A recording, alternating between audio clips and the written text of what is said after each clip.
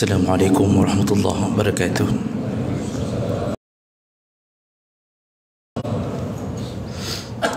Innal hamdalillah nasta'inuhu wa nastaghfiruh wa na'udzu bihi min shururi anfusina wa min sayyiati a'malina.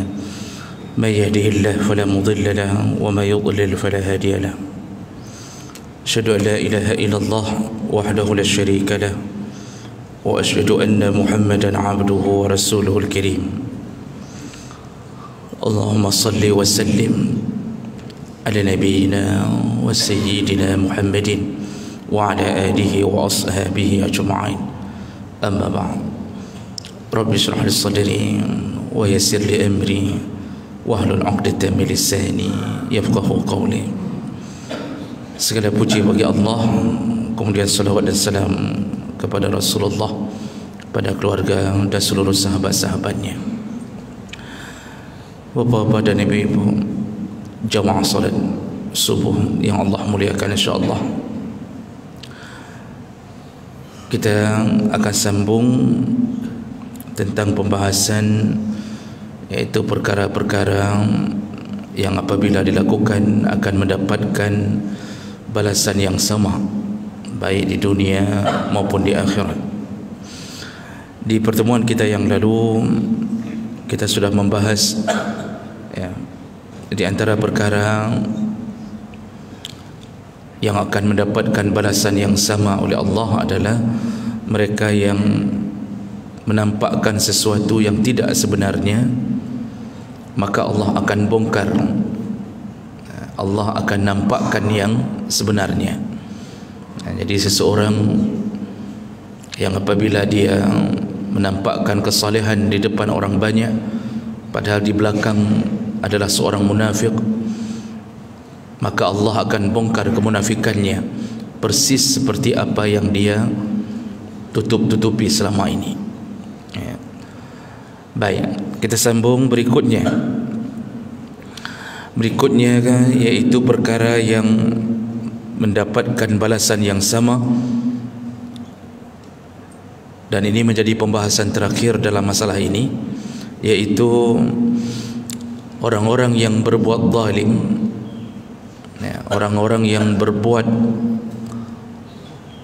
kezaliman terhadap orang lain atau menyiksa orang lain dengan cara yang bengis, menyiksa orang sesuka hatinya, apalagi selama dia berkuasa, maka Allah akan membalas dengan siksaan yang sama, dengan kezaliman yang sama, baik di dunia maupun di akhirat. Jemaah maka Allah Subhanahu wa taala, dan ini berdasarkan hadis Nabi sallallahu alaihi wasallam. Rasulullah sallallahu alaihi wasallam pernah berkata, dalam doanya Rasulullah berkata, Allahumma man walla min amri ummati syai'an, ya Allah, barang siapa yang mengurusi umatku atau menjadi pemimpin di antara umatku, fasyakka alaihim, lalu dia berbuat buruk atau dia menzalimi atau memberatkan urusan umatku, fashquq alaih, maka balaslah, beratkanlah hidupnya ya Allah. Barang siapa yang pernah menzalimi atau memberatkan hidup umatku, maka beratkanlah hidupnya. Kemudian Rasulullah sambung, wa man walla min amri ummati, barang siapa yang memudahkan urusan umatku atau menyayangi umatku, faraffiq yauma farfuq bih, maka ya Allah, sayangilah pemimpin itu atau sayangilah orang itu, berlemah lembutlah kepadanya sebagaimana dia berlemah lembut kepada umat. Ini doa Nabi, dan ini disebutkan dalam hadis riwayat Muslim. Jemaah menekan Allah Subhanahu wa taala, mungkinkah doa Nabi tertolak oleh Allah? Tidak mungkin. Nabi sudah berdoa dan meminta kepada Allah Subhanahu wa taala, dan doanya sebenarnya kalau bagi orang yang berfikir atau mengetahui sudah cukup untuk membuat mereka menghentikan kezaliman. Karena orang-orang yang zalim, orang-orang yang pernah menyakiti umat Muhammad sallallahu alaihi wasallam bukan dengan haknya atau tidak layak, tapi dia sakiti, maka tunggu Allah akan membalas kezaliman yang sama diturunkan kepadanya. Kalau tidak di masa hidupnya, maka di waktu sakaratul mautnya. Kalau tidak di waktu sakaratul mautnya, maka Allah akan siksa dia di akhirat nanti, melebihi kezalimannya ke atas seorang hamba. Ini yang perlu kita renungkan.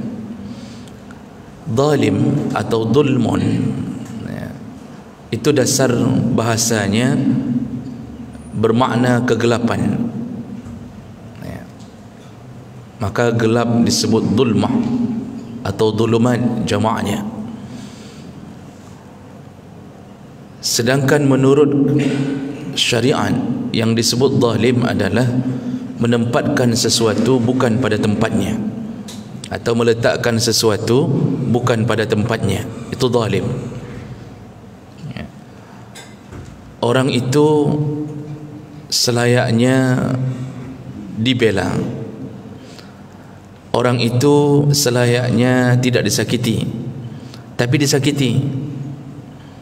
Orang itu layaknya tidak boleh ditipu, tapi dia tipu. Itu zalim, meletakkan sesuatu bukan pada tempatnya. Lawannya adalah adil.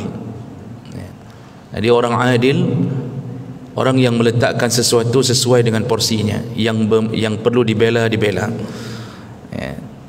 Yang perlu dihujat, dihujat. Yang perlu diberi hukuman, diberi hukuman. Hari ini tidak. Lihatlah keadaan hari-hari kita.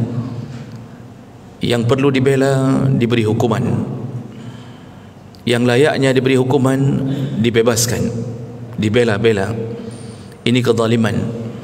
Kata Rasulullah sallallahu alaihi wasallam, ittaqu adh-dhulma fa inna adh-dhulma dhulumatun yaumal qiyamah. Takutlah engkau atau jauhkanlah dirimu daripada kezaliman, karena zalim akan menjadi gelap di hari kiamat. Apa maksudnya kegelapan di hari kiamat? Orang-orang yang zalim merasakan kehidupannya yang gelap. Dia dalam keadaan tersiksa terus-terusan, dan siksa Allah lebih dahsyat daripada siksa manusia.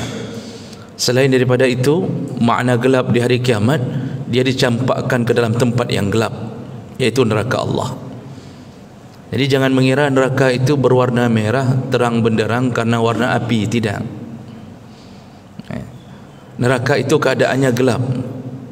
Di dalam kegelapan itulah kita disiksa, dan malaikat mengetahui siapa yang harus disiksa, tapi kita terus-terusan berada dalam keadaan yang gelap.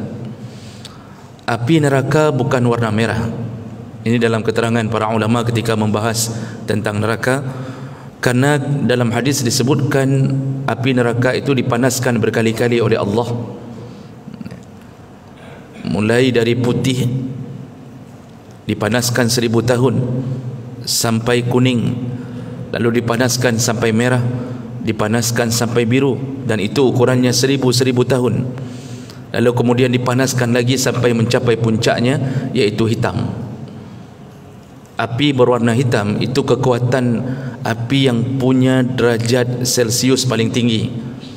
Api biru itu saja sudah menjadi kebanggaan orang-orang untuk memasak dengan lebih cepat daripada api merah.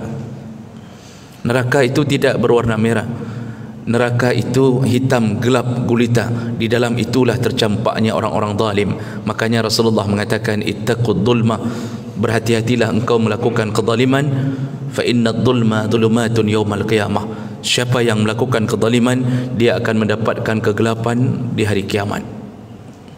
Jemaah mereka Allah Subhanahu wa taala, dalam kitab Riyadhus Shalihin, Imam Nawawi mengambil salah satu hadis di dalam bab tentang bahayanya zalim. Rasulullah sallallahu alaihi wasallam pernah mengatakan, man kana fi dhulumatil akhih, man kana fi dhulmati akhih, barang siapa yang pernah menzalimi saudaranya, baik pada tubuhnya ataupun pada kehormatannya ataupun pada hartanya, falyatahallal minhu, maka segeralah dihalalkan. Segera dihalalkan. Apa maksud segera dihalalkan? Segera mohon maaf untuk dihalalkan kembali kezaliman itu di dunia, sebelum sampai hari yang tidak lagi berlaku dirham dan dinar, yaitu hari kiamat. Kalau sudah sampai pada hari itu dan kita belum minta maaf dan belum menyelesaikan kezaliman kita di dunia, kata Rasulullah, hari itu tidak lagi berlaku uang sebagai penyelesai masalah. Tidak lagi bisa diganti rasa sakit hati seseorang dengan uang, tapi Allah akan ambil kebaikannya lalu Allah berikan kepada orang yang dizaliminya, dan Allah akan ambil keburukan orang yang dizaliminya dicampakkan kepadanya, lalu dia berubah menjadi orang-orang yang bangkrut, padahal di dunia dia adalah orang-orang yang banyak melakukan amal. Mungkin di balik kezalimannya dia ada amal, tapi semuanya diberikan kepada orang-orang yang pernah disakitinya. Dan ini kondisi yang paling membuat kita kecewa. Orang zalim juga naik haji, Pak.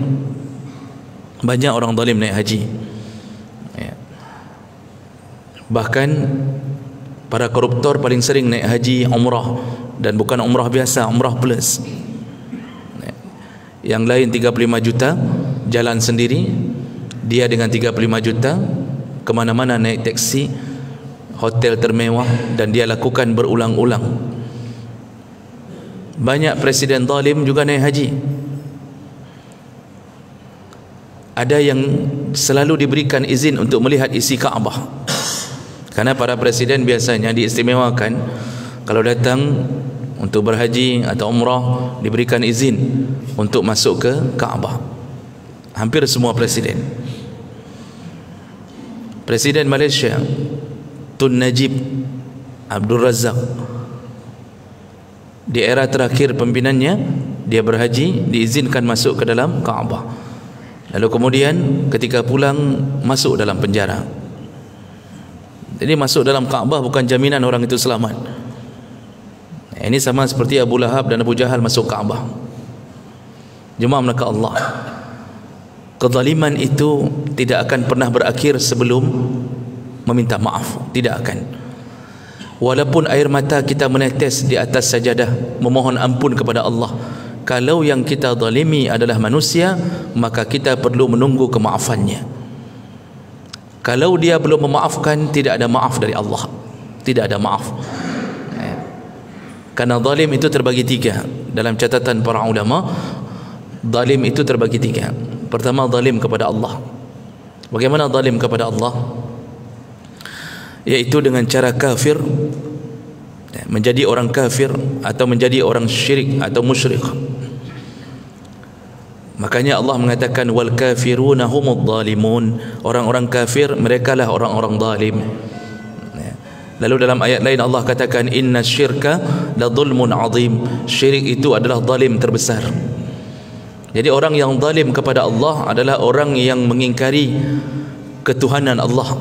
Dia tidak mau mengakui Allah sebagai Tuhannya. Maka mereka golongan pertama yang paling Allah siapkan siksa. Siksa ke mereka tidak berhenti seumur hidup. Orang-orang kafir ketika masuk neraka karena kezalimannya disiksa dalam neraka khalidina fiha abada, selama-lama. Bisa bayangkan Bapak Ibu yang Allah muliakan, siksa selama-lama. Kita kalau masuk penjara disiksa, tapi paling disiksa sebulan pertama. Setelah itu kita sudah merasa penjara adalah rumah kita. Kita sudah bersahabat dengan sipir, tidak lagi disiksa. Tapi siksa yang sebentar itu pun sudah membuat kita mengingat-ingatnya. Tapi ketika masuk neraka, tidak lepas sama sekali siksa, dan tidak berhenti. Tidak berhenti. Kalau di dunia berhenti, kalau bukan kita yang pingsan, maka orang yang menyiksa yang pingsan karena kelelahan. menyiksa kita. Tapi neraka tidak pernah berhenti. La yamutu fiha wa la yahya. Dia disiksa, dia tidak pernah merasakan mati dan juga tidak pernah merasakan hidup. Ketika mau mati, dihidupkan lagi, baru hidup, disiksa lagi. Maka jemaah maka Allah itu zalim yang pertama kepada Allah. Nah, zalim yang kedua adalah zalim kepada sesama manusia. Ini yang dimaksud dalam hadis ini. Zalim yang ketiga adalah zalim terhadap diri sendiri. Jadi ada zalim terhadap diri sendiri. Allah Subhanahu wa taala menyebutkan wa ma zalamuna walakin kanu anfusahum yadhlimun. Kami tidak pernah menzalimimu, tapi engkaulah yang menzalimi dirimu sendiri. Ada zalim terhadap diri sendiri. Bagaimana zalim terhadap diri sendiri? Yaitu dengan berbuat maksiat, melanggar aturan Allah. Yang dilarang kita lakukan, yang diperintahkan kita tinggalkan. Allah perintahkan salat, kita tinggalkan. Allah larang makan riba, itu pula yang kita jalankan. Jemaah maka Allah, akibat berbuat maksiat, apa yang terjadi? Sebenarnya kita tahu bahwa dengan berbuat maksiat itu kita akan disiksa. Jadi dengan pengetahuan kita, sebenarnya kita mempersiapkan siksa untuk diri sendiri.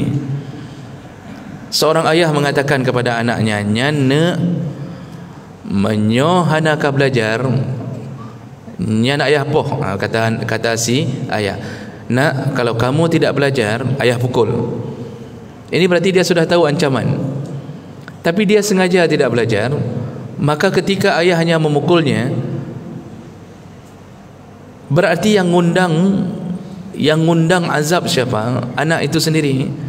Maka kita ini dengan melakukan maksiat, sebenarnya kita sedang menzalimi diri kita sendiri. Nah, ini 3 model kezaliman yang Nabi maksud dalam doa tadi adalah kezaliman yang dilakukan terhadap orang lain. Dan biasanya orang melakukan kezaliman itu di saat dia berkuasa. Karena kalau dia tidak berkuasa, dia mudah dilawan kezalimannya. Tapi ketika dia berkuasa, semua pasukan perang ada di tangannya. Kalau dia mengetuk palu, maka orang akan melaksanakan. Ketika dia memerintahkan seorang panglimanya untuk menghabisi rakyat, maka panglima itu demi jabatan, demi gaji yang supaya tidak hilang, dia akan melakukan keinginan penguasa, walaupun dia tahu penguasa itu berganti. Maka bodohnya orang yang mendukung kezaliman. Setelah dia dukung, lalu kemudian presiden itu berhenti atau raja itu berhenti, sedangkan dia telah terjebak ke dalam kezaliman pemimpin tersebut. Padahal pemimpin tersebut mungkin sudah selesai, sudah pensiun, tapi orang yang ingat adalah siapa yang melaksanakan kezaliman tersebut.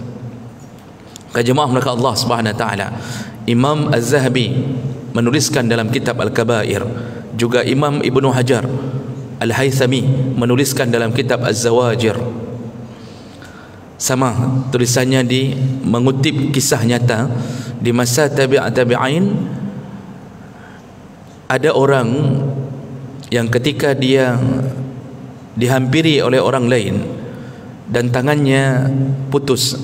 Orang ini tangannya putus. Setiap kali dia dihampiri oleh orang lain, dia berkata kepada orang itu, "Kalau engkau tidak ingin mendapatkan sepertiku, keadaan sepertiku, maka jangan zalim.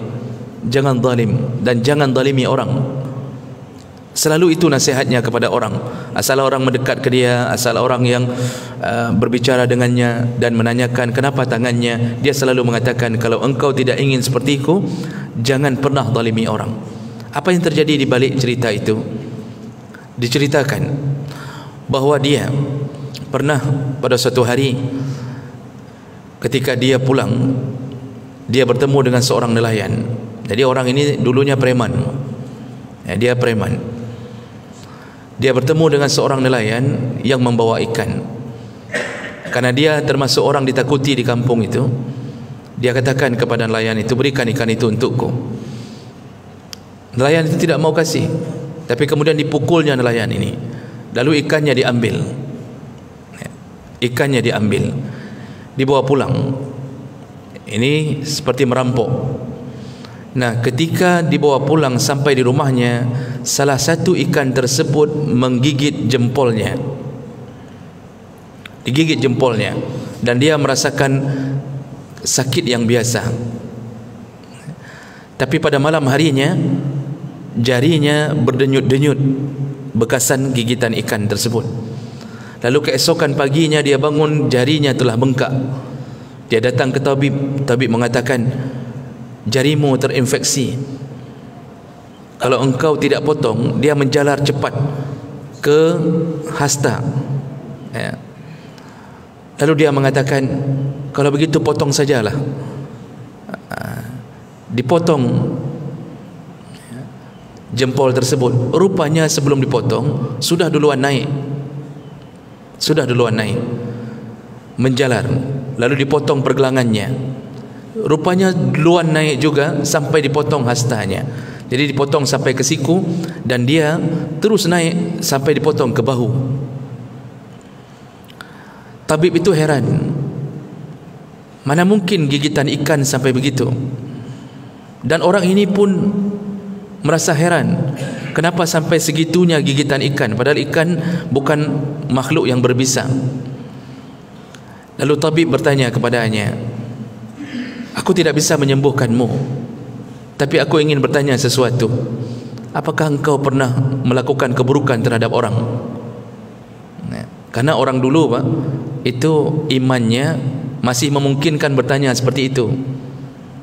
Iman orang dulu, apapun yang terjadi itu karena Allah. Maka dia pasti bertanya, apa yang terjadi? Apakah engkau pernah melakukan buruk terhadap orang? Pernahkah engkau siksa orang? Lalu preman ini menjawab, dia ingat-ingat dari mana dia dapat ikan itu. Baru dia menjawab, benar, aku telah merampok ikan itu dari seorang nelayan. Lalu kata tabib, ini tidak ada obat kecuali engkau memohon maaf kepada nelayan tersebut. Pergilah cari nelayan itu, mohon maaflah. Lalu preman ini mencari nelayan tersebut dan ternyata dia menemukannya dan dia menghibah-hibah mohon dimaafkan. Dan kata nelayan itu, semenjak engkau merampokku, aku lalu bersujud di hadapan Allah memohon apa yang telah engkau ambil, maka aku pun ingin Allah ambil darimu. Lalu dia berdoa. Ingat-ingat bahawa Rasulullah pernah mengatakan salah satu doa yang mustajabah adalah da'watul mazlum. Hati-hati dengan da'watul mazlum, doanya orang yang terzalimi. Laisa bainahu wa bainallah hijab. Tidak ada hijab antara orang yang terzalimi dengan Allah. Tidak ada hijab selama orang yang terzalimi itu berdoa. Sayangnya orang hari ini banyak yang terzalimi tidak berdoa. Yang menzalimi dia lakukan sesuatu, lalu orang yang terzalimi ternyata orang yang tidak salat, ternyata orang yang jauh dengan Allah atau pemakan haram. Bagaimana Allah mendengarkan doanya? Maka berlanjutlah kezaliman itu. Tapi orang yang saleh, kalau dizalimi lalu dia bersujud dan memohon kepada Allah dengan segala kemohonan, maka tunggu Allah akan ikut campur urusan itu. Allah lah backing kita, Allah lah yang akan melindungi kita. Dan ini hari ini telah dilupakan oleh banyak orang. Kita ketika dizalimi, selalu yang terfikir adalah pengacara, selalu yang terfikir adalah mencari rekan dari kalangan militer, padahal mereka juga manusia, padahal mereka pun tidak luput dari kesalahan. Coba minta bantuan Allah, pasti Allah datangkan bantuannya. Sayangnya kita melupakan itu. Dalam kitab Al-Faraj Ba'da Syiddah, ini sebagai penutup tausiah kita, Imam At-Tanuji juga menceritakan dulu di masa pemerintahan salah seorang raja dari Bani Abbasiyah, ada menteri yang zalim. Di antara menteri-menterinya ada menteri yang zalim. Dia mengambil rumah, menyita rumah seorang nenek tua muslimah tanpa hak. Jadi dia benar-benar merobohkan, menyita, mengambil isi-isi rumahnya dari seorang nenek. Lalu nenek ini ketika dia sudah terzalimi begini, dia datang ke kantor menteri ini, dia mengatakan, kembalikanlah, karena aku tidak punya rumah lain. Kata menteri ini, tidak ada pengembalian. Lalu nenek ini berkata, kalau begitu aku mengadu ke Allah. Lalu diejek oleh menteri ini, mengatakan, adu saja ke Allah, lapor saja sama Allah, berdiri di sepertiga malam lapor ke Allah. Itu ejekan menteri ini kepada si nenek. Dan ternyata nenek ini benar-benar berhadapan dengan Allah di sepertiga malam. Dia salat tahajud berulang-ulang, lalu dia memohon kepada Allah untuk menegakkan keadilannya. Beberapa bulan berikutnya, disebutkan oleh Imam At-Tanuji, menteri yang menzalimi ini ternyata ketahuan bahawa dia korupsi. Lalu kemudian rumahnya disita, sama seperti dia menyita rumah nenek ini. Lalu kemudian dia diikat di tengah pasar, lalu dicambuk oleh para pasukan raja. Nah, di saat itu nenek itu ke pasar dan melihat kerumunan orang, dan lalu dia mencoba cari tahu siapa yang sedang disiksa. Dan ternyata dia lihat menteri yang pernah menzaliminya. Ketika menteri itu melihat wajah nenek itu tidak berkata apa-apa, tapi menteri itu yang mengatakan, maha benar Allah, benar-benar Allah menunaikan janji, pasti engkau telah berdoa di sepertiga malam. Nenek itu mengatakan, benar, aku berdoa di sepertiga malam. Menteri itu mengatakan, benar kata Nabi, bahawa yang berdoa di sepertiga malam Allah akan kabulkan doanya. Lihatlah keadaanku hari ini. Akhirnya dia menyadari, dulu dia mengejek, mendoa je, apa boleh malam berdoa apa, begitu ejekannya. Ternyata benar-benar didapatkan balasan Allah. Maka jemaah belaka Allah, hati-hati, jangan pernah zalimi sesama kita dalam bentuk apapun. Jangan ambil harta rakyat, jangan buat rakyat tertipu, ya. Jangan sampai Allah menunaikan janji yang selayaknya tidak perlu ditunaikan, tapi karena kita melakukan kezaliman, maka Allah akan siksa kita melebihi siksa kita kepada sesama kita. Mudah-mudahan ini bermanfaat dan semoga menjadi renungan bagi kita bahawa berjaga-jagalah hidup di dunia. Semoga Allah kumpulkan kita di akhirat nanti di dalam surganya. Amin ya rabbal alamin. Subhanakallahumma bihamdik, asyhadu an la ilaha illa anta, astaghfiruka wa atubu ilaik. Wassalamualaikum warahmatullahi wabarakatuh.